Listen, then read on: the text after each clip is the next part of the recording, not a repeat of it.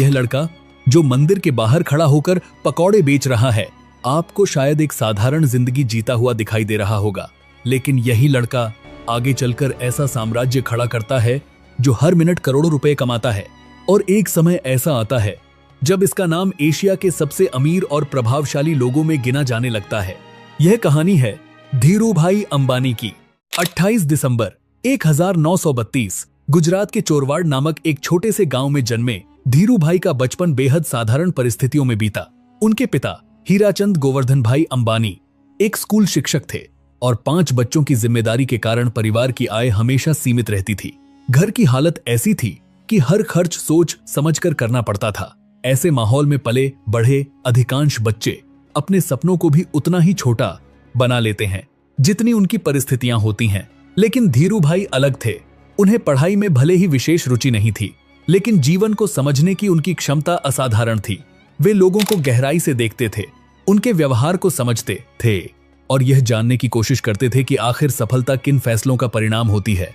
लेकिन एक चीज जो उन्हें बाकी बच्चों से अलग बनाती थी वह थी उनकी लीडरशिप।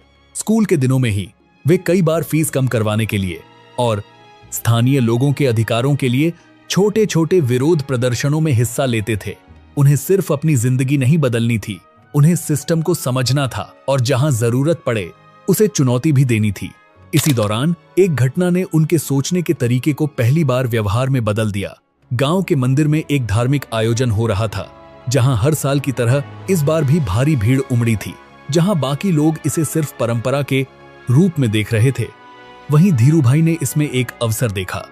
उन्होंने अपनी गुल्लक तोड़ी जिसमें वे अपनी छोटी छोटी बचत जमा करते आ रहे थे और उस पैसे से एक छोटा सा ठेला खरीदा। फिर उन्होंने मंदिर के बाहर पकौड़े बेचने शुरू किए। शुरुआत में उन्हें अच्छा मुनाफा हुआ, भीड़ थी, मांग थी और पैसा भी आ रहा था।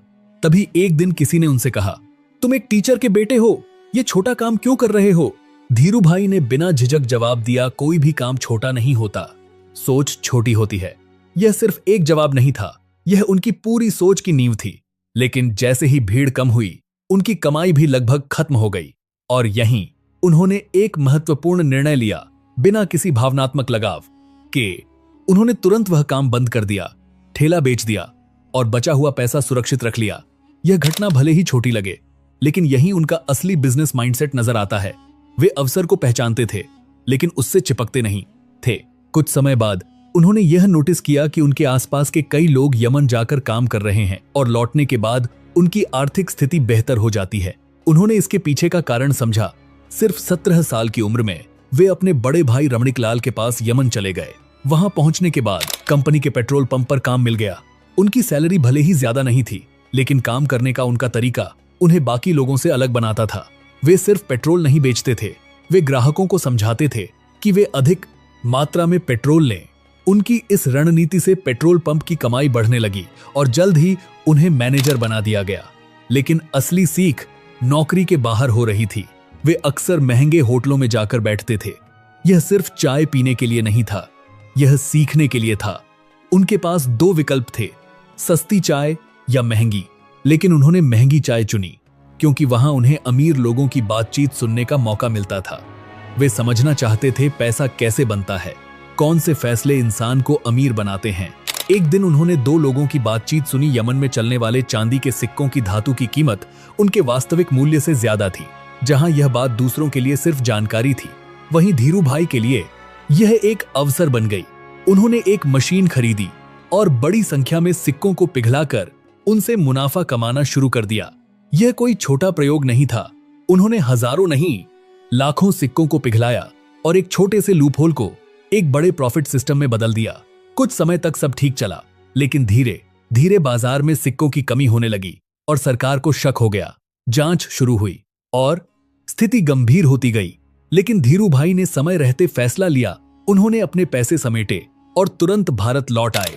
साल था 1958। जब वे भारत लौटे तो उनके पिता उनके नौकरी छोड़ने से नाराज थे। रिश्तेदार भी आलोचना कर रहे थे। उनके पिता ने कहा, तू नौकरी छोड़ आया, तू बर्बाद हो जाएगा। लेकिन धीरूभाई ने वहीं खड़े होकर कहा, अगर मैं बाहर जाकर अपनी किस्मत बदल सकता हूं तो अपने देश में आकर सबकी बदल सकता हूं। और फिर उन्होंने किसी की नहीं सुनी।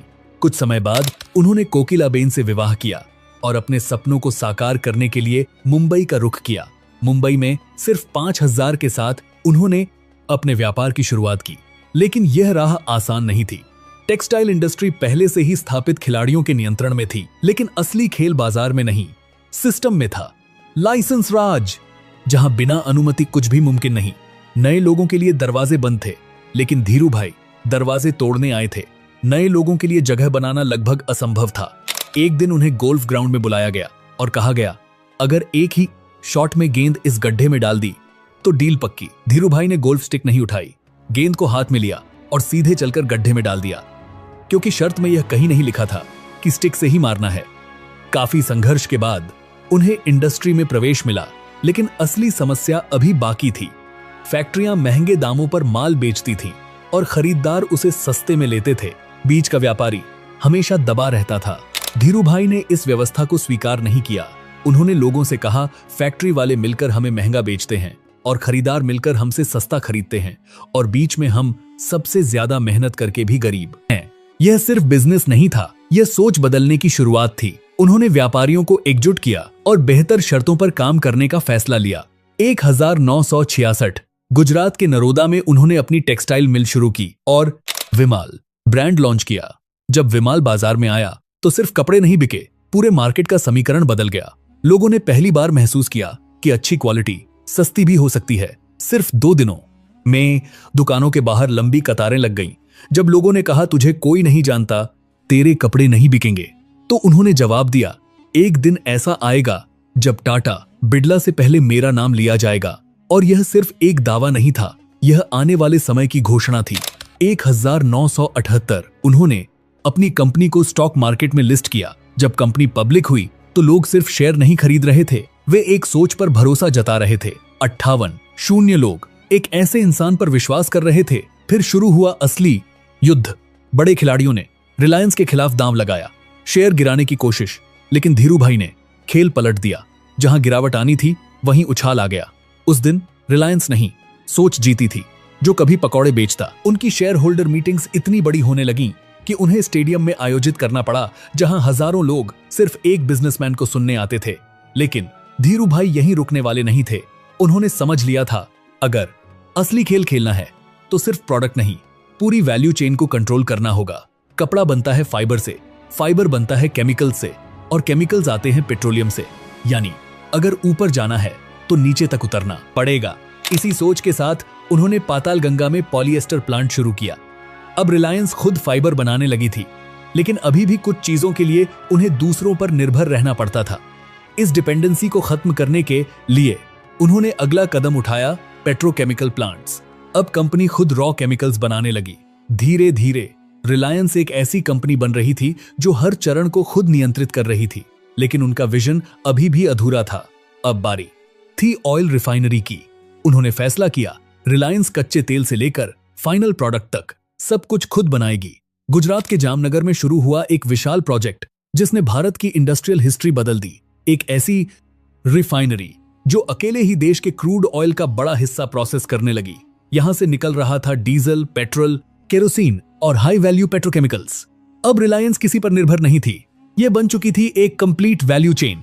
एक समय पेट्रोल पंप पर काम करने वाला लड़का अब उसी इंडस्ट्री की दिशा तय कर रहा था जिससे पूरी दुनिया चलती है।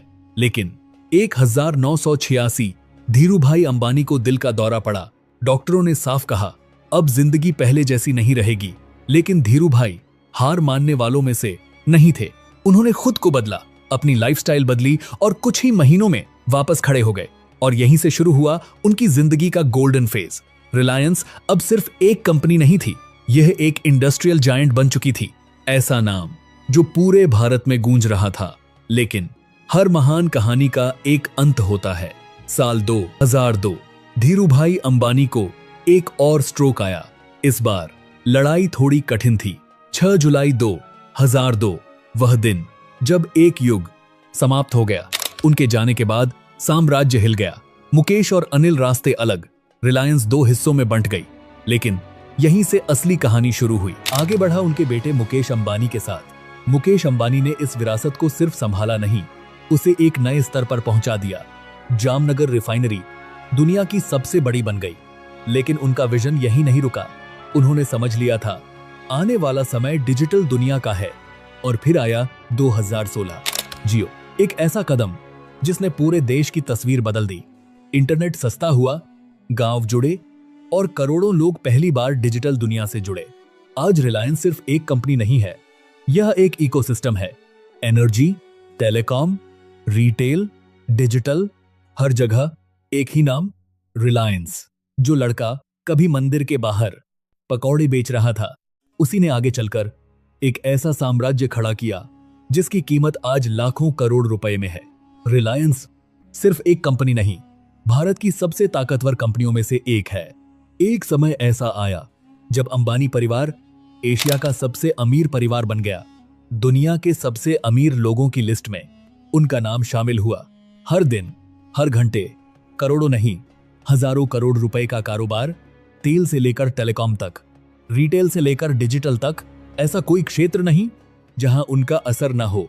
लाखों लोग उनके लिए काम करते हैं, करोड़ों लोग उनकी सर्विसेज इस्तेमाल करते हैं और पूरा देश कहीं ना कहीं उस सिस्टम से जुड़ा हुआ है जो उन्होंने बनाया था।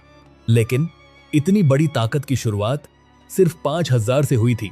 ना कोई गारंटी, ना कोई सेफ्टी नेट, सिर्फ एक सोच, छोटा मत सोचो। और यही वजह है कि आज धीरू भाई अंबानी का नाम सिर्फ अमीर लोगों में नहीं, बल्कि उन लोगों में लिया जाता है जिन्होंने पूरा खेल बदल दिया। अगर आपको ये वीडियो पसंद आया तो अभी सब्सक्राइब कीजिए। मिलते हैं अगले वीडियो में।